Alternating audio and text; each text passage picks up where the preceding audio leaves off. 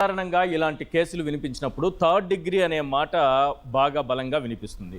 First డిగ్రీలో నోటీసులు ఇస్తారు, సెకండ్ డిగ్రీలో స్టేషన్కి పిలిపించి విచారిస్తారనేంత వరకు ఆ 2 డిగ్రీల గురించి తెలుసు. కానీ ఈ థర్డ్ డిగ్రీ గురించి స్టేషన్ లోపల ఏం జరుగుతుందో సామాన్యుడికి తెలియదు. నిజానికి థర్డ్ డిగ్రీ అంటే అంత పాశవికంగా, అంత ఘోరంగా, అంత క్రూరంగా, ఇంత రాక్షసంగా ప్రాణాలు తీసే స్థాయిలో ఉంటుందా? ఏంటిది? ఏం జరిగి ఉండొచ్చు అక్కడ? మీకున్న అనుభవంతో చెప్పండి. నమస్తే అండి. సాక్షి ప్రేక్షకులకు, మాతో షేర్ చేస్తున్న పెద్దలకు అందరికీ నమస్కారం. నమస్తే సార్. థర్డ్ డిగ్రీ అంటే హింసించడం అనే, అంతేగాని వేరే డిగ్రీలు ఏం కాదు. అది ఈ గతంలో మేము సబ్ ఇన్స్పెక్టర్స్ ఆ స్థాయిలో ఉన్నప్పుడు ప్రతి పోలీస్ ఆఫీసర్ కి యాన్యువల్ కాన్ఫిడెన్షియల్ రిపోర్ట్ అని ACR అనేది రాసేవాళ్ళు. ఎవరు? ఎస్పీ గారు, డిఎస్పీ గారు నుండి పే ఆఫీసర్లు దాన్ని రాసేవారు. అంటే మేము చేసే ఇది ముఖ్యంగా ప్రాపర్టీ అఫెన్సెస్ లో స్టోలన్ ప్రాపర్టీని రికవరీ పర్సెంటేజ్ని బట్టి మాకు గ్రేడింగ్ ఇచ్చేవారు. ఇవన్నీ హ్యూమన్ రైట్స్ మనం అడాప్ట్ చేసుకొని చేయకముందు వ్యవహారం. ఇది బ్రిటిష్ కాలం నుండి వచ్చింది. తర్వాత దీని వలన అంటే ఈ గ్రేడింగ్ కోసమే ఎక్కువ థర్డ్ డిగ్రీ ఉపయోగించి దొంగలతో కొట్టి కొన్ని లాకప్ డెత్తులు కావడం కానీ, హింసించడం కానీ జరుగుతుందని ఆ సిస్టమ్ పోలీసులో తీసేశారు. మేము రికవరీ పర్సెంటేజ్ కన్సిడర్ చేయకుండా వేరే ఉద్యోగం కూడా చూసి దాన్ని ఇప్పుడు ACR రాస్తున్నారు. అది బాగుంది. ఈ కేసులో $1 మిలియన్ క్వశ్చన్ ఏమంటే, ఈ నాగరాజు అనే ఇన్స్పెక్టర్ గారు నాకు తెలుసు. నేను వెస్ట్ గోదావరిలో పనిచేసేటప్పుడు అబ్బాయి భీమవరంలో పనిచేస్తున్నా, తర్వాత తాడేపల్లిగూడెం కూడా పనిచేశాడు. కొంచెం బాగా పనిచేయాలనే అబ్బాయి. కానీ ఒక మర్డర్ కేసు ముద్దాయి, ఓ రౌడీ షీటరు. ఆ మర్డర్ కేసు కూడా అతని పోలీస్ స్టేషన్ కాదు, ఎక్కడో పోలీస్ స్టేషన్. అది ఈ ఒక రౌడీ షీటర్ అతన్ని పట్టుకొచ్చి చచ్చేంతగా అతనికి హింసించాల్సిన అవసరం ఏమొచ్చింది, ఆ కారణం ఏమనేది నాకు అర్థం కాలే. మామూలుగా ఈ ప్రాపర్టీ అఫెన్సెస్, పెద్ద అఫెన్సెస్ చేసినప్పుడు అది డిటెక్ట్ కాకుంటేనో, లేకపోతే ఏదైనా ఇంపార్టెంట్ మర్డర్ కేసు అటువంటిది ఏదైనా ఉంది అది డిటెక్ట్ కాకుంటేనో ఈ విధంగా హింసిస్తారు. ఎందుకు హింసించారు? చాలా క్రూరంగా వ్యవహరించే మనస్తత్వం అది అతనిది. అతని మనస్తత్వం ఎలాంటిది? మామూలుగా మీకు పరిచయం అన్నారు కాబట్టి అడుగుతున్నా. ఇన్స్పెక్టర్ గారు కొంచెం గట్టిగా ఉద్యోగం చేసేవాడే అని, అంటే మా గట్టిగా ఉద్యోగం చేయడం. ఈ థర్డ్ డిగ్రీలో అతను ఏమన్నా టాప్ మోస్ట్? నేను వెస్ట్ గోదావరిలో పనిచేసేటప్పుడు ఇట్లా కంప్లైంట్స్ ఏం లేవు. కొంచెం బాగా పనిచేస్తాడు అనేది ఉండింది. ఏ మాటకు ఆ మాట చెప్పాలంటే, అందులో ఆయన ఒక మాజీ DGP అన్నకు అల్లుడు ఏదో రిలేషన్ ఉంది అబ్బాయికి.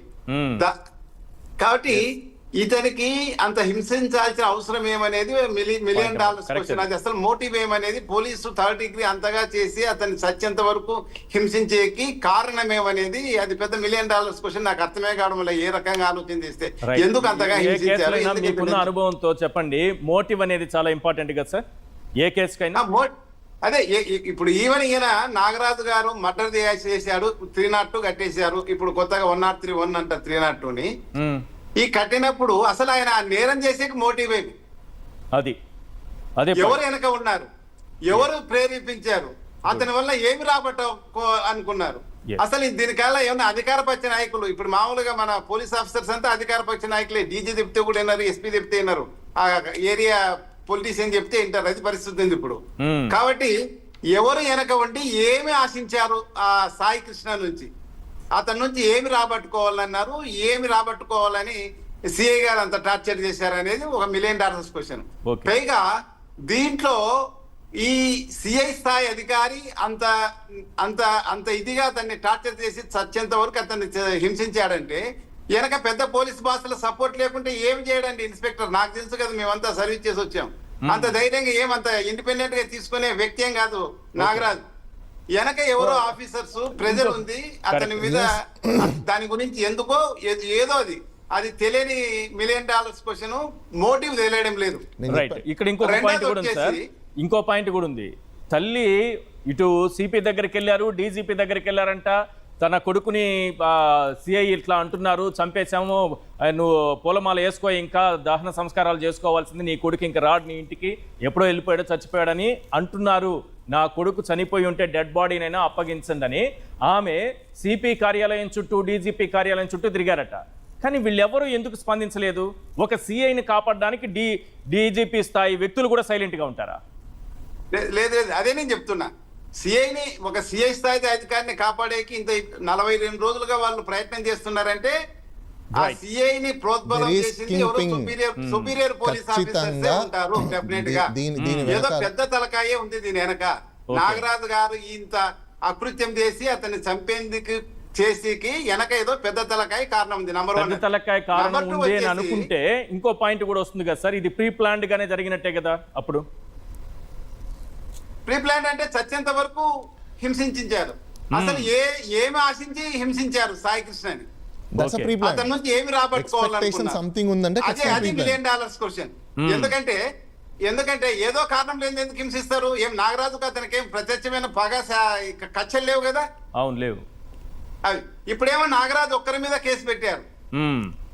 పోలీస్ స్టేషన్స్ లో ఏమైతుందంటే సిస్టమ్ లో డీజీ వరకు మాకు లాకప్ డిఎస్ఆర్ అని ఒకటి ఉంటదండి. డైలీ లాకప్ డిఎస్ఆర్ అని ఉదయం డిఎస్ఆర్ చెప్పేటప్పుడు లాకప్ డిఎస్ఆర్ అని ఒకటి ఉంటది. అంటే ఏ లాకప్ లో ఎవరు ఉన్నారు, అంటే అఫీషియల్ గా ఎవరు ఉన్నారు, లీగల్ గా అరెస్ట్ చేసిన వాళ్ళు ఎంతమంది ఉన్నారు,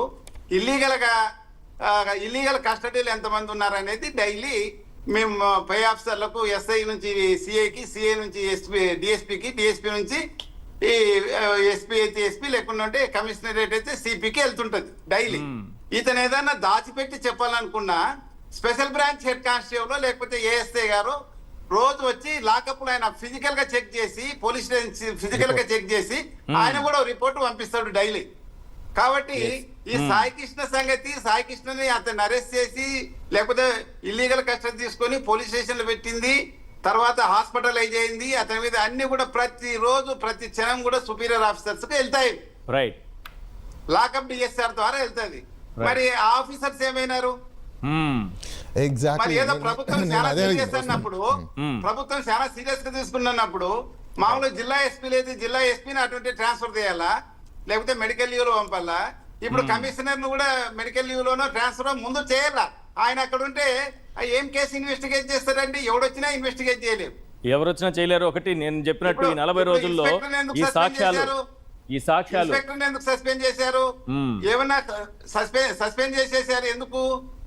అతని వ్యతిరేకంగా ఉన్న ఏమన్నా సాక్ష్యాలని రూపుమాపుతాడనే ఉద్దేశంతో ఆఫీస్ నుంచి ముందు వీఆర్ తీసుకున్న తర్వాత సస్పెండ్ చేశాడు. మరి ఇవన్నీ కూడా సిపి ఆఫీస్ లో కూడా ఉంటుందండి. ఇప్పుడు సస్పెండ్ చేసి వీఆర్ కి పంపిస్తామనో సస్పెండ్ చేస్తే కాదు.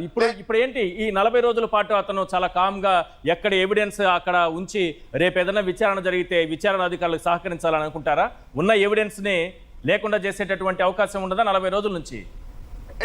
డెఫినెట్ గా జరుగుతుందండి. అన్ని జాగ్రత్తలు తీసుకున్న తర్వాతనే ఇంత ఒక అసలు యాక్చువల్ గా అనేది చాలా లాకప్ డెత్తుల్లో చూసాం, కానీ ఇట్లా కాల్చి బూడిద చేసినారని అలిగేషన్ ఎక్కడ చూడలేదు. ఇది చాలా తీవ్రమైన నేరము. ఈ కాల్చి బూడిద చేసే పరిస్థితి అంటే శవాన్ని మాయం చేసిన అనేది డెఫినెట్ గా వాళ్ళ సుపీరియర్ ఆఫీసర్స్ వాళ్ళకు పర్మిషన్ తీసుకొని చేస్తారండి.